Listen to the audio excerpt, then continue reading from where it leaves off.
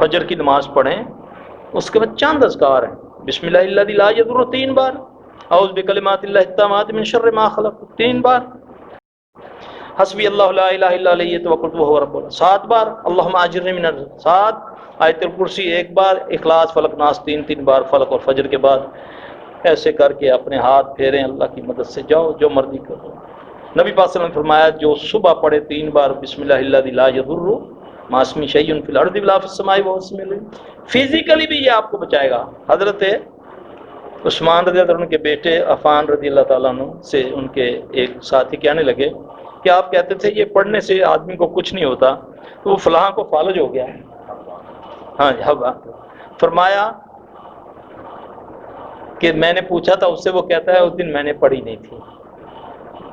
تو آپ نے اس کا ٹائم بھی مقرر کر دیا۔ ہمارے وہاں جو ہے نا، جو کوئی ہوتا ہے نا صحیح توحیدی مولوی تویز دینے والا، وہ لکھ کے نا اوپر کوئی اعداد لکھ دیتا ہے، نیچے بسم اللہ الذی لا یضر لکھ کے، تو کیا کرتا ہے وہ کہتا ہے اس کو پہن لو۔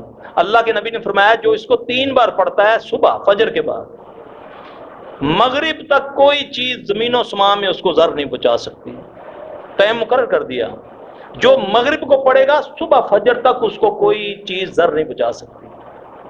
تو اس کے پاس کہاں سے قوت آ گئی کہ وہ آپ کو اسٹیمپ لگا کر یا لکھ کے دے دے اور گلے میں ڈال لے، وہ آپ کی حفاظت کرے۔ چھوٹی سی ہے، آپ سیکھیں، سکھائیں، بچوں کو سکھائیں، اس پر عمل کریں، انشاءاللہ العزیز اللہ آپ ان کو، آپ بالکل کسی کی محتاجی نہیں رہے گی سوائے اللہ کے، کسی کی محتاجی نہیں رہے گی۔